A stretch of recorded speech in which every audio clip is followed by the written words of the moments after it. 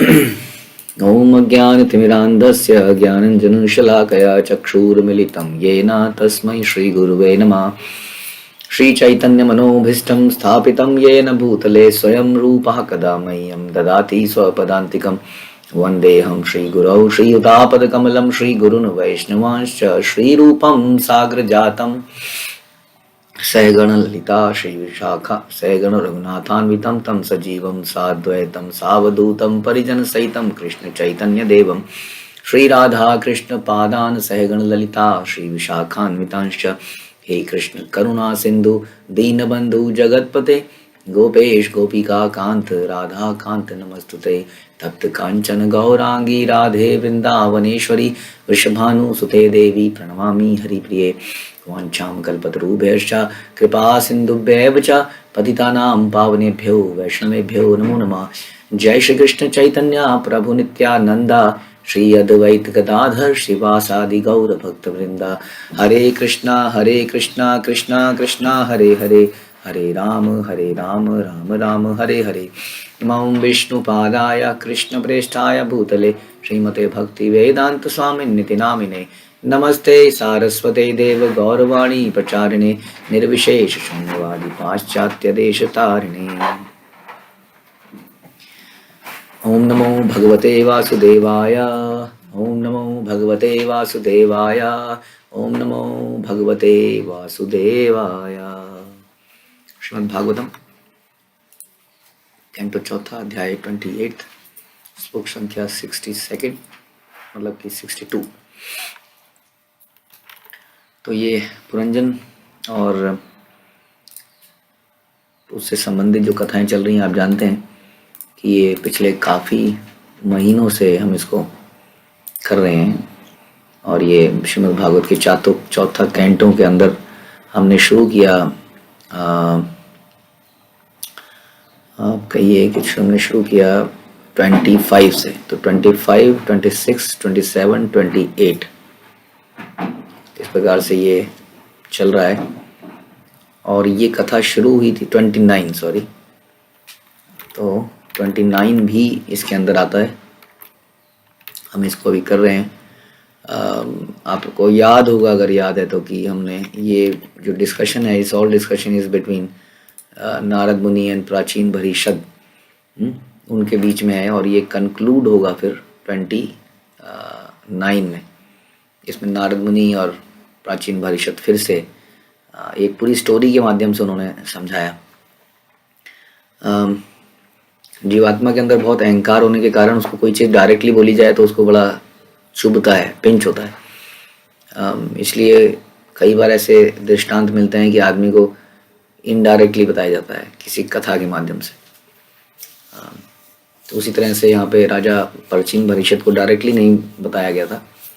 पहले पूरा इतनी लंबी कथा चली उनके आगे, और फिर जब वो इस स्टेट में आ गए कि अब is now ready to listen, तब जो है नारद मुनि उसको बताएंगे कि इस पूरी कथा का मतलब क्या था और किसके लिए था। क्योंकि हम भी जब कथा सुनते हैं तो हम उसको कथा की तरह सुन लेते हैं, हम ये नहीं समझ पाते कि ये मेरे लिए है, और हम सुनते चले जाते हैं। तो इसलिए ये कथाएं जब भी हम सुनते हैं तो हमें यही सोचना पड़ेगा, ये दिस इज़ आई, मेरे लिए बोला जा रहा है। बोलने वाला भी यही सोचे और सुनने वाला भी यही सोचे। तो इसलिए ये 28th चैप्टर को हम कोशिश करेंगे कि हम समाप्त करें और आगे बढ़ने की कोशिश करते हैं। तो सिचुएशन आप जानते हैं कि पुरंजन एक बहुत ही भोगी व्यक्ति था। उसने एक स्त्री से उससे आसक्ति हुई और उसने उसके साथ संबंध बनाए और पूरा जीवन उसने इसी में निकाल दिया। और अंत समय उसका बहुत ही बुरा भी था। आपने सुना था किस प्रकार से काल कन्या वगैरह वगैरह सब लोगों ने अटैक किया और उसके प्राण खींच लिए, और वो उसी आसक्ति में मर गया जिस आसक्ति में जिया था। वो एक स्त्री के लिए जिया था, स्त्री का चिंतन उसके दिमाग में रहता था। तो जब उसको मृत्यु प्राप्त हुई तो वो दोबारा से एक स्त्री के पुरुष शरीर में आ गया। अब ये स्त्री एक ऐसे पुरुष की पत्नी बनी जिसके अंदर वैराग्य और भक्ति थी। तो इसके अंदर ये अंत समय में ये लोग जंगल में आ गए थे, वानप्रस्थ आश्रम में, और उसके बाद उनके पति की मृत्यु हो गई। उन्होंने शरीर त्याग दिया और अब ये वो स्थिति आ रही है। हम ये काफ़ी कुछ लेमेंटेशन की स्थिति में थी। तभी वहाँ पर अक्सर संकट में हमारे हमारे सामने भगवान आते हैं और वो हमें गाइड करते हैं, या हमारे सामने एक गाइड को भेज देते हैं और वो उनको यहाँ पर गाइड कर रहे हैं कि क्या तुम्हें सोचना चाहिए था, तुम्हें जीवन कैसे बिताना चाहिए। तो इसी को जारी करते हुए बता रहे हैं, हे मित्र, मैं परमात्मा और तुम आत्मा होकर भी गुण में अभिन्न है। क्योंकि हम दोनों आध्यात्मिक हैं, हम दोनों आध्यात्मिक हैं। कितने रिलेटेड हैं एक दूसरे से, वी आर जस्ट लाइक, एक जैसे। कई बार हम अपने शहर के, अपने गांव के, अपनी जैसी छोटी बड़ी आंखें, कॉम्प्लेक्शन के लोगों को देखकर हमें एक फीलिंग आती है ये मेरे जैसा ही है, और हम उससे अटैचमेंट फील करते हैं, है कि नहीं। मेरे जैसे कपड़े पहनता है, देखो, है ना।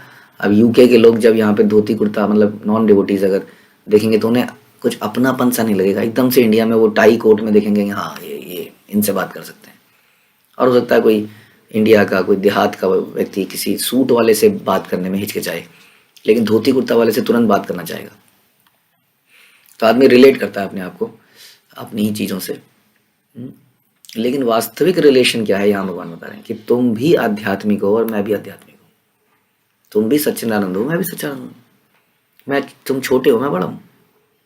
तुम्हारे जैसे अनेक अनंत आध्यात्मिक स्फुलिंग मेरे अंदर है। तो यानी कि ये है हमारा कनेक्शन, ये है हमारी कॉमन चीज़, ये आर कॉमन।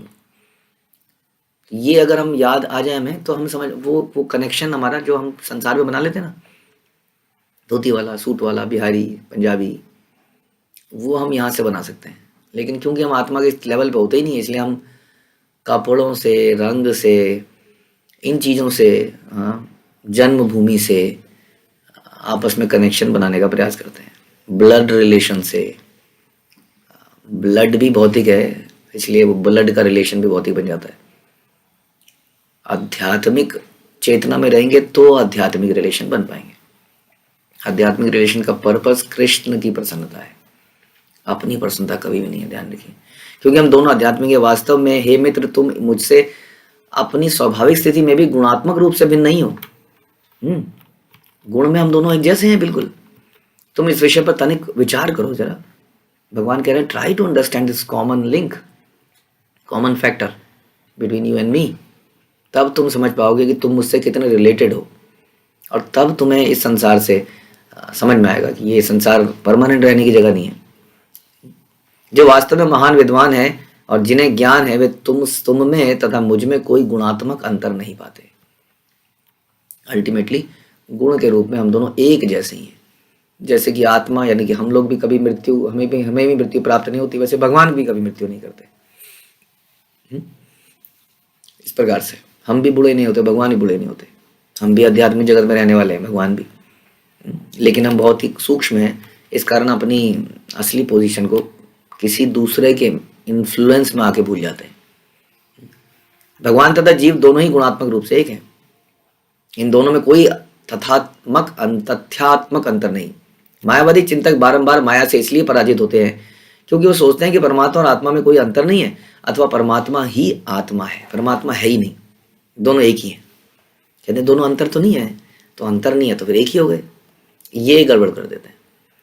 ये अपने आप को बड़ा बनाने की इच्छा हमारी होती है अक्सर।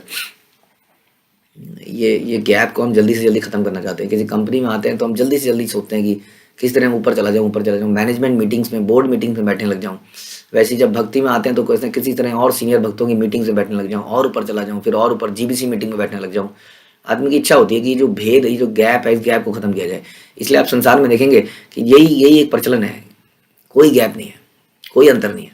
जैसे एक तो एरा आया जिसमें बोला कि ये जन्म से ब्राह्मण है, ये जन्म से शूद्र है, टच मत करो। हाँ, और फिर एक एरा आ गया कि सब बराबर है, कोई अंतर नहीं है। ये दोनों ही गलत है वास्तव में। तो ये हमें समझने की जरूरत है। अंतर कैसे नहीं है? आदमी अंतर को खत्म करना चाहता है, क्योंकि वो बड़ा बनना चाहता है। या स्त्री पुरुष में कोई अंतर नहीं है, वो भी वही एक तरह का, ये भी एक आंदोलन छिड़ा। स्त्री पुरुष में कोई अंतर नहीं है, बराबर। They should sit together in all the meetings and everywhere. तो ये जो है, ये प्रैक्टिकल ये जो एस्पेक्ट है उसको भूलिए। मायावादी एक तरह का, मायावाद भी कहते हैं, कोई अंतर थोड़ी है, हाँ है कि नहीं। तुम्हारे भी 2 हाथ पैर हैं, मेरे भी 2 हाथ पैर हैं, तुम भी चैंटिंग करते हो, मैं भी चैंटिंग करता हूँ। तो क्या हो गया कि तुम यहाँ पर पहले से हो या मैं बाद में हूँ, इसी गैप को तो ख़त्म करना है।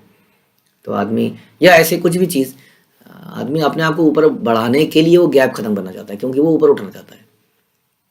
जबकि उसको क्या करना चाहिए था, हमारा जो असली स्वभाव है वो भगवान की सेवा करना है, उसको किसी तरह से वो सेवा पे एंगेज होना चाहिए था।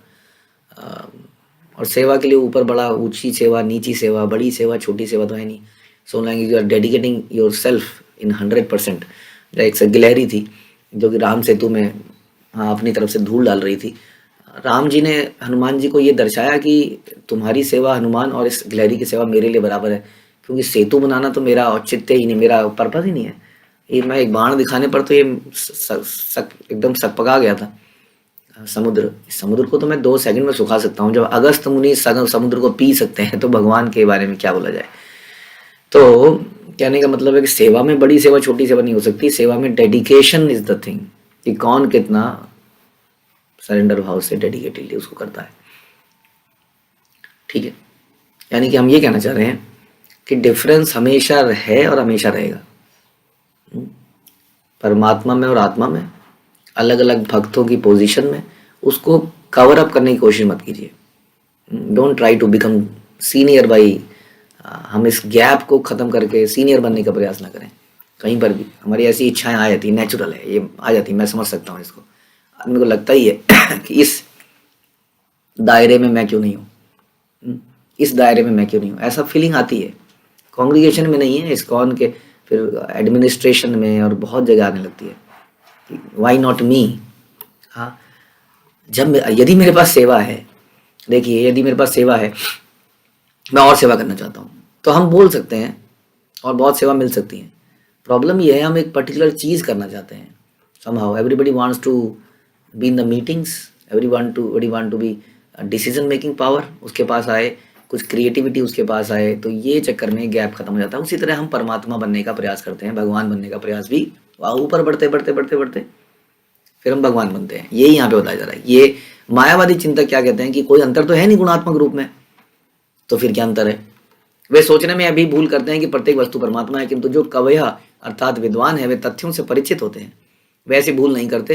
वे जानते हैं कि ईश्वर तथा आत्मा गुण में एक ही है, किंतु जीवात्मा माया के चंगुल में पड़ता है, जबकि परमात्मा माया का अधीक्षक है। जीवात्मा माया के चंगुल में पड़ता है, परमात्मा माया का अधीक्षक है। जब इतना खतरा है तो हमें डर के रहना चाहिए, तभी हम सही रह पाएंगे माया से। माया तो परमेश्वर की सृष्टि है, अतः परमेश्वर माया का अधीक्षक होता है। माया का परमेश्वर को डरने की आवश्यकता नहीं है, इसलिए हम परमेश्वर बनने की नकल करेंगे तो हम माया द्वारा पकड़ लिए जाएंगे, झपट्टा मार लेगी माया हमारे ऊपर। ये चक्कर है। इसलिए भगवान बनने की कोशिश करेंगे तो हम मारे जाएंगे पक्का 100%। Krishna is enjoyer, we are not the enjoyer. हम वैसा बहाना मारेंगे, वैसा बनने की कोशिश तो हम बहुत बुरी तरह माया के चंगुल में फंस जाएंगे। मायावादी चिंतक अधीक्षक तथा अधीन में भेद नहीं कर पाते हैं, भोक्ता तथा भोग्य में भेद नहीं कर पाते हैं। दे वांट टू बिकम भोक्ता, ये समझने की आवश्यकता है। और हम सोचते हैं हम मायावादी नहीं है, लेकिन सोचना पड़ेगा, यदि हम भी भोगना चाह रहे हैं तो हम भी मायावादी हो गए, क्योंकि हम ईश्वर में और अपने में अंतर नहीं कर रहे हैं। ये बड़ा मुश्किल भाव है। आई नो दैट कि बहुत सालों की तपस्या के बाद ही ये भाव आ पाता है, क्योंकि आदमी के अंदर नेचुरल, आदमी को लगता है कि कुछ और, मतलब कुछ ग्रोथ हो इन टर्म्स ऑफ सीनियोरिटी, या कुछ अब मुझे सम्मान, या बहुत ही सटल लेवल पे ये भोगने की इच्छा रह जाती है हमारे अंदर, राइट। तो हमें क्या समझना होगा कि कृष्ण भोगता हैं, वो भोगते हैं तो हमें आनंद मिलता है। वास्तव में हम भोगते हैं तो हम माया में फंस जाते हैं। यही वो समझाना चाह रहे हैं इस वक्त भगवान। जिस प्रकार मनुष्य अपने शरीर के प्रतिबिंब को दर्पण में अपने से अभिन्न देखता है, जबकि दूसरे लोग वास्तव में 2 शरीर देखते हैं, उसी प्रकार इस भौतिक जगत में जिसमें जीव प्रभावित होकर भी प्रभावित नहीं होता, ईश्वर तथा जीव में अंतर होता है। ये अंतर हमेशा रहेगा, ये अंतर भूलने से ही समस्या है। तो यहाँ बता रहे हैं कि हम लोग दर्पण में अपने को अभिन्न देखते हैं। यहाँ बता रहे हैं मायावादी चिंतक परमेश्वर तथा जीव के बीच में कोई अंतर नहीं देख पाते, क्योंकि वे पदार्थ के प्रतिबिंब से प्रभावित होते हैं। प्रभावित रहते हैं। जब सूर्य घड़े के जल में प्रतिबिंबित होता है तो सूर्य का पता रहता है कि उसमें तथा जल में प्रतिबिंबित सूर्य में कोई अंतर नहीं है। किंतु जो अज्ञानी है वे प्रत्येक घड़े में सूर्य के छोटे छोटे प्रतिबिंब पाते हैं। देखा आपने, बहुत सारे घड़े रख देंगे, उसमें पानी भर देंगे तो सब घड़ों में सूर्य दिखेगा। तो इसका मतलब इतने सारे सूर्य हो गए। जहां तक दीप्ति का प्रश्न है, वह तो मूल सूर्य तथा प्रतिबिंब दोनों में रहती है, किंतु प्रतिबिंब छोटे होते हैं जबकि सूर्य अत्यंत विशाल है। राइट, ओरिजिनल फॉर्म में वो वहीं पर है, यहाँ घड़ों में उसका प्रतिबिंब दिख रहा है। कुछ लक्षण उसका दिखेगा, उसकी ऊर्जा से पानी गर्म होगा, लेकिन वास्तविक तौर पर ये तो उनकी शक्ति का एक अणु मात्र है सूर्य की, जो उस जल में प्रतिबिंब में छोटा सा दिख रहा है। वास्तविक रूप में सूर्य तो विशाल है और उसकी ऊर्जा भी अनंत है। वैसे ही भगवान का है। भगवान भी हमारे आत्मा, हमारे शरीर के अंदर परमात्मा रूप में भी रहते हैं और जीव भी भगवान की शक्ति है, लेकिन ये अणु शक्तियां हैं। जैसे घड़े में अणु रूप में सूर्य विद्यमान है।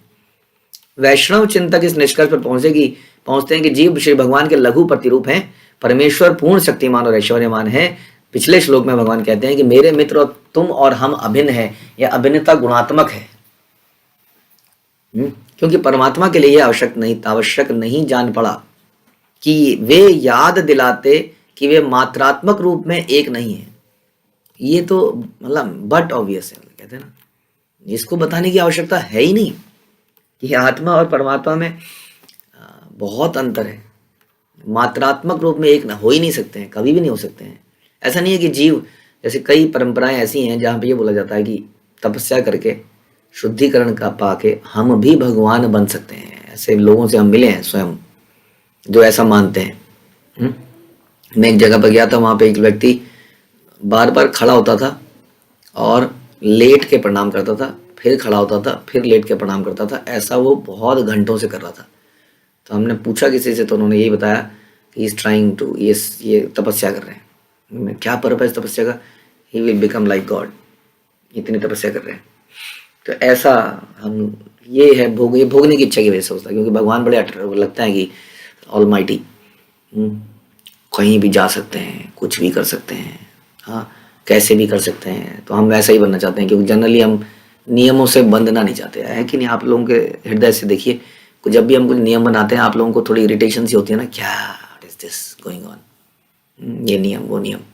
क्योंकि नेचुरली हम नियम से बंधना नहीं चाहते हैं। तो इसका मतलब हम भगवान बनना चाहते हैं। स्वरूप से तो व्यक्ति यह कभी नहीं सोचता कि वह परमात्मा सभी प्रकार से, कि वह और परमात्मा सभी प्रकार से एक से है, ऐसा नहीं सोचता स्वरूप सिद्ध व्यक्ति। यद्यपि गुणात्मक रूप में भगवान तथा जीवात्मा एक है, जीवात्मा एक से हैं। जीवात्मा अपनी आध्यात्मिक पहचान को भूलता रहता है, किंतु परमात्मा नहीं भूलता। इसी से पहले यही लक्षण है। हमें यही नहीं पता कि हम कौन सी माँ के कोख में जाके गिरेंगे, कुछ नहीं पता, नो आइडिया। मरने के बाद हम जाएंगे कहाँ जाते हैं, पिछले जन्मों में हम कहाँ थे, नो आइडिया। लिप्त और अलिप्त का यही भेद है। श्री भगवान सदैव अलिप्त रहते हैं, किंतु जीवात्मा प्रकृति के संसर्ग में रहने के कारण अपनी वास्तविक पहचान को भूल जाता है। अतः जब वह अपने को बद्ध अवस्था में पाता है तो अपनी पहचान शरीर रूप में करता है। किंतु श्री भगवान के लिए शरीर और आत्मा में कोई अंतर नहीं है। वे पूर्णतः आत्मा है, उनके भौतिक शरीर है ही नहीं। यद्यपि जीवात्मा परमात्मा दोनों ही शरीर के भीतर रहते हैं, परमात्मा उपाधि से रहते हैं, जबकि बद्ध जीव को विशेष प्रकार के शरीर के रूप में अभिहित किया जाता है। परमात्मा अंतर्यामी कहलाता है, सर्वव्यापी है। जैसे भगवान गीता में 13वें अध्याय में कहते हैं, क्षेत्रज्ञम चापि माम विद्धि सर्व क्षेत्रु, कि हे भारत, तुम्हें पता होना चाहिए कि मैं समस्त शरीरों का ज्ञाता भी हूँ। ऑब्वियसली एक मालिक होता है, उसको अपनी हर फैक्ट्री के बारे में पता होता है कि इस फैक्ट्री में क्या चल रहा है, इस फैक्ट्री में क्या चल रहा है, इस फैक्ट्री में क्या चल रहा है, चाहे वो एक जगह पे बैठा रहे। लेकिन उस फैक्ट्री का एक सुपरवाइजर होता है, उसको केवल उसी फैक्ट्री का पता होता है कि उस फैक्ट्री के अंदर क्या चल रहा है कि नहीं। और एक मालिक को हर फैक्ट्री में क्या चल रहा है पता होता है। उसी तरह से ये क्षेत्र सारे भगवान के दिए हुए फैक्ट्रियाँ जगह ही हैं, हाँ, ताकि इस फैक्ट्री के अंदर भगवान की प्रोडक्शन हो सके। ठीक है, इसलिए भगवान को सब पता रहता है कौन चुपके से माल चोरी करके घर लेके जा रहा है, हाँ, फैक्ट्री के अंदर। तो इसलिए भगवान को हर शरीर का, हर क्षेत्र का पता है। जीव को केवल अपने क्षेत्र का पता है, वो भी लिमिटेड मात्रा में। परमात्मा प्रत्येक शरीर में उपस्थित है, जबकि जीवात्मा विशेष प्रकार के शरीर में बद्ध रहता है। जीव यह नहीं समझ पाता कि दूसरे शरीर में क्या चल रहा है, किंतु परमात्मा को पता है कि समस्त शरीरों में क्या हो रहा है। दूसरे शब्दों में परमात्मा सदैव अपनी पूर्ण आध्यात्मिक पद में स्थित रहते हैं, जबकि जीवात्मा अपने आप को भूलने वाला है। कई बार फैक्ट्री के मालिक को डायरेक्शन देनी पड़ती है। लोकल फैक्ट्री वाला सोचता है प्रोडक्शन इस बार ज़्यादा करूंगा, सबसे आगे जाके बढ़ के दिखाऊंगा, मेरी फैक्ट्री ने सबसे ज़्यादा प्रोडक्शन करी। कई ऊपर से डायरेक्शन आती है, फिर ना ना ना ना ना इस महीने डिमांड बिल्कुल खत्म होने वाली है, सब लोग प्रोडक्शन रोक दें, है कि नहीं। तो हम भ्रमित हो जाते हैं। लोकल आइडिया होता है ना, बहुत लिमिटेड नॉलेज है, लोकलाइज्ड है, अपने ही बारे में, अपने ही शरीर के बारे में फोकस वहीं रहता है। फिर वो ऊपर वाला व्यक्ति कहीं बताता है नहीं नहीं नहीं, ये नहीं करने की जरूरत है, ऐसा कीजिए, तब हमें समझ में आता है ये हमने क्या कर दिया। तो जीवात्मा भूल जाता है rules, dos and don'ts and all those things, लेकिन परमात्मा हमेशा ज्ञान में रहते हैं। सामान्यतः जीवात्मा बद्ध अवस्था में परमात्मा के साथ अपने संबंध को नहीं समझ पाता, किंतु कभी कभी समस्त बद्ध स्थिति से मुक्त होने पर उसे परमात्मा तथा अपने में जो वास्तविक अंतर है वह दिखने लगता है। जब जब हम बोलते हैं ना, ओ मेरे कृष्ण मुरारी, कैसे मैं तुम्हारे साथ खेला करती थी, तुम्हें साथ में टोकरी में ले जाया करती थी, अब इन लोगों ने इतने रूल्स बना दिए हैं, अब तो भाव ही समाप्त हो गया है। अंतर ही नहीं दिखता था पहले, कोई रूल ही नहीं दिखता था। अंतर दिखने वाले का बंद होने के पहले अंतर दिखना चाहिए, उसके बाद में समानता जो है, साख्य भाव तो बात की बात है बहुत। पहले दास्य भाव प्योरली आएगा, तभी तो आगे साख्य भाव की बात करेंगे। अभी दास्य भाव तो मैनिफेस्ट ही नहीं हुआ है, हम साख्य भाव की बात करते हैं। बाउली करके एक अप संप्रदाय बनी चैतन्य महाप्रभु की जाने में, लगभग 13 अप संप्रदाय बनी, और उन्होंने बड़ा बवाल मचाया। बाउली का अर्थ कहते हैं बाउल का अर्थ जहाँ तक हमें बताया गया वो कहते हैं कुछ बाबा जी काइंड ऑफ व्यक्ति, एकदम बाबा जी जो भगवान के ध्यान में टोटली चला गया है। तो वैसे कोई परंपरा नहीं है फिलोसॉफिकली, लेकिन इन लोगों ने क्या किया कि अपने आप को बाउल कहना शुरू कर दिया, और इस प्रकार हमें बोलने लगे कि हमारे लिए अब कोई नियम नहीं है, क्योंकि हम बाउल हो गए ना, बाबा जी बन गए। अब हमें दाढ़ी कटाने की जरूरत नहीं है, अब हमें कपड़ों का कोई नियम नहीं है, हम कुछ भी कर सकते हैं। उन्होंने बहुत ही सहजता दिखाया और गलत चीज़ें करने लगे। और तब भक्ति विनोद ठाकुर एक सूर्य की तरह उस वक्त उगे। वैष्णव संप्रदाय ऑलमोस्ट समाप्त हो रही थी बिकॉज ऑफ अप संप्रदाय, और उन्होंने इनका बहिष्कार किया ज़बरदस्त। वो आप गाना सुनते हैं ना, सारा भाई माथिर तिलक गौर मिले ना, वो सॉन्ग ऐसा मैंने सुना कि भक्ति विनोद ठाकुर ने इन्हीं के ऊपर लिखा। इन लोगों ने अपना एक गाना बना रखा था इसी टोन के अंदर, ऐसा सुना हमने, इसी टोन में इन्होंने अपना एक गाना बना रखा था। उन्हीं को जवाब देने के लिए उन्होंने एक और सॉन्ग बनाया जिसमें बोला ये सब नाटकबाजी करने से गौर मिले ना, गौर नहीं मिलेंगे। हाँ, ये नाटकबाजी करने से, उसके लिए शुद्धता लानी पड़ेगी, तपस्या करनी पड़ेगी, रूल्स फॉलो करने पड़ेंगे, सच मायने में दास्यता लानी पड़ेगी, फिर जाके बात करना आप साख्य वात्सल्य इत्यादि की। तो ये सहजियापने से काम नहीं चलेगा। तो जो अंतर यहाँ बता रहे हैं कि जब वो शुद्ध होता है तब उसे परमात्मा और अपने में अंतर दिखता है। पहले तो मित्र मानने लगता है भगवान को ही। जब परमात्मा आत्मा से कहता है मैं और तुम एक ही हैं, तो हमें कोई भ्रम नहीं हो जाना चाहिए। हमें समझना चाहिए कि हम लोग गुणात्मक रूप में एक हैं, लेकिन भगवान तुम अनंत हो, मैं बहुत छोटा हूँ, इसलिए मुझे स्वीकार करो, मेरी सेवा को स्वीकार करो। अग्नि के भिन्न भिन्न रूप होते हैं, लपट, चिनगी और धूप होना चाहिए शायद, ये धूप। यद्यपि ये सभी गुण में एक हैं, किंतु तो भी इन सब में अंतर है। जीव तो बद्ध हो जाता है, किंतु भगवान कभी बद्ध ना होने के कारण भिन्न है। वेदों का कथन है कि आत्मा जीवात्मा भी है और श्री भगवान भी जो सभी वस्तुओं का दृष्टा है। यद्यपि दोनों आत्मा है, किंतु उनमें अंतर रहता है। स्मृति में भी कहा गया कि जिस प्रकार अग्नि से चिंगारियां निकलती हैं, उसी प्रकार विशाल आध्यात्मिक लपट में शुद्र जीवात्माएं उपस्थित रहती हैं, लेकिन इनकी अलग अलग पहचान रहती है। भगवान गीता में बताते हैं कि सभी जीव मुझ में हैं, किंतु मैं उनमें नहीं हूं। यद्यपि सारे जीव उन्हीं पर आश्रित हैं, जिस प्रकार विशाल लपट में छोटी छोटी चिंगारियां हैं, किंतु दोनों पृथक पृथक स्थिति हैं। और विष्णु पुराण में कहा गया कि अग्नि एक स्थान पर रहती है, लेकिन उसकी गर्मी चारों तरफ रहती है, बहुत दूर तक रहती है। इसी प्रकार भगवान अपनी शक्तियों को विविध प्रकार से वितरित करते रहते हैं। जीवात्मा इन शक्तियों में से एक है, हाँ, बहुत शक्तियां हैं भगवान की, उनमें से जीवात्मा एक शक्ति है, तटस्थ शक्ति। इस प्रकार से शक्ति तथा शक्तिमान एक हैं भी और एक नहीं भी है। इसी प्रकार ब्रह्म संहिता में जिस सच्चिदानंद रूप की पुष्टि हुई, ईश्वरा परम कृष्णा सच्चिदानंद विग्रह, वह जीवात्मा से उसकी बुद्धि उसकी बद्ध तथा मुक्त अवस्थाओं से भिन्न है। केवल नास्तिक ही जीवात्मा तथा भगवान को एक मानते हैं। इसलिए चैतन्य महाप्रभु कहते हैं कि यदि कोई मायावादी चिंतकों के उपदेशों का पालन करे, मायावादी भाष्य सुनीले है सर्वनाश, ऐसा चैतन्य महाप्रभु ने कहा। इसलिए हम कहते हैं बी वेरी केयरफुल। हम लोग फेनेटिक्स नहीं है जो बोलते हैं इधर के लेक्चर मत सुनो, उधर के लेक्चर मत सुनो। ये शास्त्र बोला है ना, चैतन्य महाप्रभु ने बोला है। हम आप लोग सोचते नहीं, आप लोग इधर उधर के लेक्चर क्यों नहीं सुने देते। यहाँ पर जैसे कि अलग अलग संस्कारी चैनल आते हैं ना टीवी में, उन चैनलों में इस तरह के चैनल आते हैं जिसमें ये आता है, वहां सुनने क्यों नहीं देते। भगवान की कथा ही तो कर रहे हैं, भागवतम ही तो कर रहे हैं। तो यहाँ लिखा है कि मायावादी भाष्य सुनीले हय सर्वनाश। ध्यान रखिए, मायावादी इन्हीं ग्रंथों को पढ़ते हैं जो हम पढ़ते हैं, अलग नहीं पढ़ते हैं। आपको कैसे पता चलेगा कि मायावादी पढ़ रहा है या कौन पढ़ रहा है। जो हमारी गुरु परंपरा को अच्छे से फॉलो कर रहा है वो तो इसी परंपरा को, इसी को सुनेगा और इसी हिसाब से बोलेगा। इसलिए हम कहते हैं कि खाली ग्रंथों के प्रचार से काम नहीं चलेगा। कौन से ग्रंथ बट रहे हैं हिंदुस्तान में, इतने ग्रंथ बट चुके हैं, ग्रंथों के नाम पे इतनी सारी संस्थाएं चल रही हैं, आध्यात्मिक ग्रंथ की अनेक संस्थाएं चल रही हैं और खूब लोग खरीद रहे हैं, लेकिन सही ग्रंथ नहीं पहुंच रहा लोगों के अंदर पास। इसलिए क्रांति नहीं आ रही। इसलिए जब Bhagavad Gita as it is लोगों के घरों में गई तो क्रांति सी आ गई एक संसार में। और यही हम लोगों का कर्तव्य है कि भगवत गीता और अब भागवतम भी, कि भागवतम भी संसार में हर घर में पहुंचे। तो इस प्रकार से मायावादी भाष्य सुनीले हाय सर्वनाश। यदि कोई मायावादी चिंतकों के उपदेशों का पालन करे और विश्वास करे कि भगवान तथा जीव एक है, तो उसकी बुद्धि सदा के लिए भ्रष्ट समझो। और हमने देखा है ऐसे लोगों को भक्ति में लाना बड़ा मुश्किल हो जाता है जो इस तरह की किताबें पढ़ा करते थे, जिसमें भगवान का दासत्व को इम्पोर्टेंस नहीं दी गई, शरणागति, गुरु परंपरा, इसको इम्पोर्टेंस नहीं दी गई। उन लोगों को थोड़े से सहजिए विम्सिकल ही बने रह जाते हैं।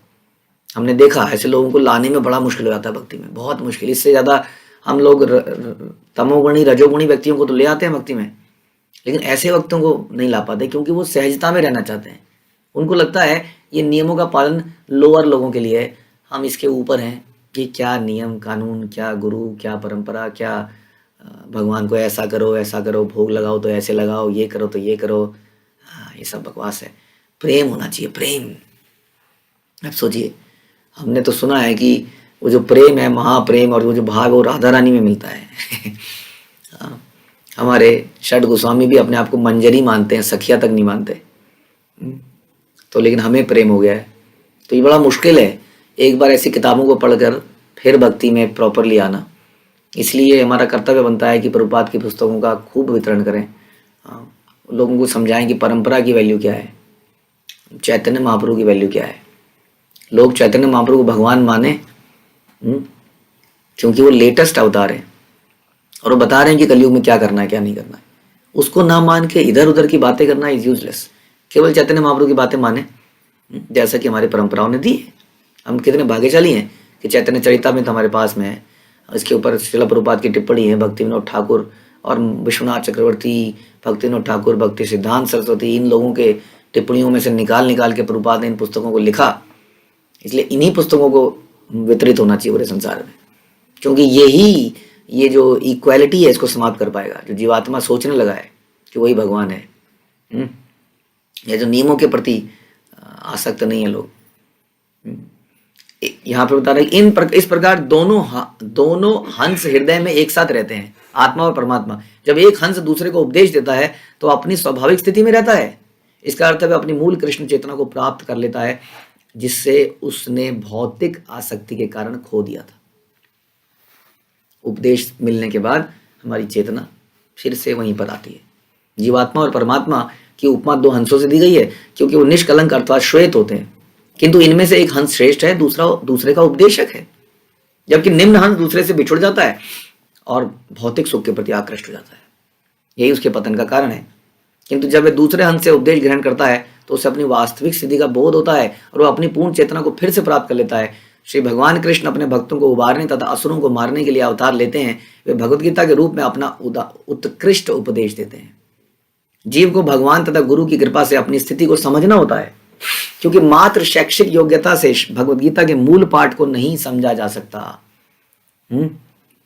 जैसे कि खुशी की बात कोई व्यक्ति बता रहा था कि ये भगवत गीता आप कई सारे स्कूलों में लगा दी जाएगी, बट अच्छी बात है, गुड है, बट जब तक इसकी ट्रेनिंग भक्तों द्वारा नहीं दी जाएगी तो और पता नहीं कौन सी गीता लगाई जाएगी। ये बड़ी इंपॉर्टेंट चीज़ें हैं। गीता तो संसार में पहले से पढ़ी आ रही है, लेकिन परिवर्तन नहीं हो रहा उससे कोई। मनुष्य को सिद्ध पुरुष से भगवत गीता सीखनी चाहिए। प्रभुपाद कह रहे हैं तद विधि पणिपातेन परिप्रश्नेन सेवया, otherwise why Krishna would have told this shloka, कि गुरु के पास जाके सत्य सीखने का प्रयत्न करो, उनसे विनम्रता पूर्वक जिज्ञासा करो, उनकी सेवा करो। स्वरूप सिद्धि व्यक्ति तुम्हें ज्ञान प्रदान कर सकता है, क्योंकि उसने सत्य को देखा है। और सत्य ज्ञान प्राप्त करने के बाद क्या करो? गुरु के सर पे चढ़ जाओ और फिर प्रचार करो। नहीं, ये तो मायावादियों का काम है जो इस गैप को खत्म करना चाहते हैं। लेकिन जो एक शिष्य है वो यही अपने आप को सर्वेंट मानता है। मंजरियां क्या चाहती हैं कि बीच में से गोपियों को कैसे हटाया जाए, सखियों को कैसे। 8 सखियों ने अपनी मोनोपोली बना ली है। अष्ट सखियां, हम क्या पागल हैं यहाँ पर? कृष्ण उनको लिए पान बना के लाती रहे, वो पान पकड़ा दें कृष्ण को। तुमने क्या किया? ए चित्रा, तुमने क्या किया? हे विशाखा, तुमने क्या किया? पान बनाया मैंने, लाई मैं, चंवर मैंने बनाया, तुमने आके कृष्ण के आगे हिला दिया, तुम हीरोइन बन गई। This is not the mood off the परंपरा। परंपरा में हर व्यक्ति असिस्ट करना चाहता है दूसरे भक्त को। This is the nature, assistance. Competition नहीं है, असिस्टेंस ऑफ ईच अदर। अगर हमारे अंदर कंपटीशन का भाव है तो हम समझ लीजिए गलत भाव डेवलप कर रहे हैं। It is not about competition, it about serving. मैं कैसे दूसरे भक्तों को असिस्ट करूं उनकी सेवा में, और वो आगे जाके सेवा करें जो भी करना है। दे नेवर ट्राई कि ये बीच का गैप खत्म हो जाए, मैं भी सखी बन जाऊं, कृष्ण के पास खड़ी हो जाऊं। ये हमारे कभी हम नहीं सुनते हैं। हम नीचे अपनी पोजीशन पे रहते हैं, इसीलिए हम गुरु परंपरा को फॉलो करते हैं। I am there, I am serving my guru, he is serving his guru, he is serving his guru, and that like that. इस प्रकार मनुष्य को प्रमाणिक गुरु की खोज करके अपनी मूल चेतना प्राप्त करनी चाहिए। तब जीव की समझ में आएगा कि वह परमात्मा के सदैव अधीन है। तभी तो समझ में आएगा। जितना आगे जाते जाएंगे हमारी करप्ट बुद्धि उतना सोचती रहेगी कि मैं बराबर हो गया। अब एक दिन जब सखी बन गई, मैं विशाखा बन गई, मैंने सुना विशाखा कृष्ण को डांटती है, मैं कृष्ण को डांटने लगा। तो जितना पीछे रहेंगे उतनी अधीनता समझ में आएगी। जो ही वह अधीनता स्वीकार करके भोक्ता बनता है, उसका भौतिक बंधन प्रारंभ हो जाता है। जब हम भोक्ता बनते हैं तो भौतिक बंधन प्रारंभ हो जाता है। जब वह भोक्ता बनने के भाव का परित्याग करता है तो वह मुक्त अवस्था को प्राप्त करता है। अपनी मूल स्थिति में होना बड़ा आवश्यक है।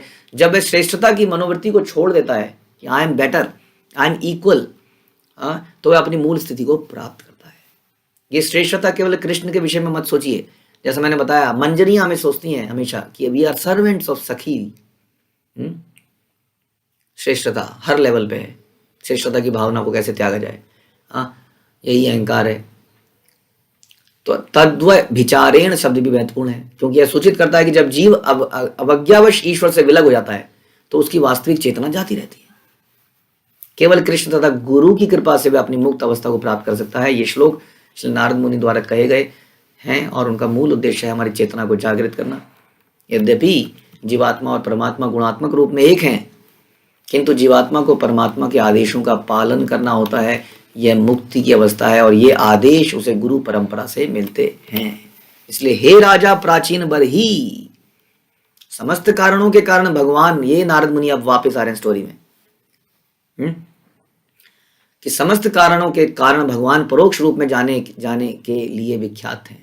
इस प्रकार मैंने तुमसे पुरंजन की कथा कही, वास्तव में यह आत्म साक्षात्कार के लिए उपदेश है। ये उपदेश वास्तव में हमें जगाने के लिए नारद मुनि कह रहे हैं कि मैंने तुम्हें ये स्टोरी इसलिए सुनाई थी कि तुम रियलिटी को समझ पाओ। पुराणों में आत्म साक्षात्कार की ऐसी अनेक कथाएं, जैसे कि वेदों में कहा गया, पुराणों में ऐसी अनेक कथाएं जो आध्यात्मिक विषयों के में सामान्य पुरुष को आनंद देने वाली हैं, किंतु ये वास्तव में तथ्यों को बताने के लिए हैं। इन्हें केवल कथाएं नहीं समझना चाहिए, इनमें से कुछ ऐतिहासिक तथ्यों को बताने वाली है। दिस इज इतिहास, this is history. History is not Akbar, Birbal, जो भी है, Aurangzeb. History is this, Shrimad Bhagavatam is real history. किंतु मनुष्य को कथा के वास्तविक सारांश में रुचि होनी चाहिए, सिर्फ केवल कथा में नहीं, इस कथा से क्या निकला। अप्रत्यक्ष उपदेश मनुष्य की समझ में जल्दी आता है, क्योंकि डायरेक्टली किसी को बोलते हैं तो वो ऑफेंसिव डिफेंसिव हो जाता है, या तो ऑफेंसिव हो जाता है या डिफेंसिव हो जाता है, या तो तुरंत लड़ने लगेगा या ब्लॉक कर लेगा। नहीं नहीं, गलत है। ये ऐसा थोड़ी होता है, अंदर ही अंदर सोचता रहेगा, डिफेंसिव हो जाएगा। हाँ, मैं ऐसा करता हूँ तो मेरे करने का ये कारण है, इनको क्या पता, ये तो बोल देते हैं बस। वस्तुतः भक्ति योग का मार्ग भगवान की लीलाओं के प्रत्यक्ष सुनने का है, किंतु जो लोग भगवान के कार्यों को प्रत्यक्ष नहीं सुनना चाहते या उन्हें समझ नहीं सकते, वे नारद मुनि द्वारा वर्णित इस कथा के समान कथाओं या बोध कथाओं को सुनकर लाभ उठा सकते हैं। हाँ, इस अध्याय के कतिपय महत्वपूर्ण शब्दों का संग्रह जो है नीचे दिया गया, कई सारे शब्द इसमें आ रहे हैं, कई सारे शब्दों का यहाँ नीचे मतलब है। और इस प्रकार श्रीमद् भागवत के चतुर्थ स्कंद के अंतर्गत अगले जन्म में पुरंजन को स्त्री योनि की प्राप्ति शीर्षक 28वें अध्याय का भक्ति वेदांत तात्पर्य पूरा हुआ। तो 28वां अध्याय समाप्त होता है। श्रील प्रभुपाद की जय। ग्रंथराज श्रीमद् भागवतम की जय।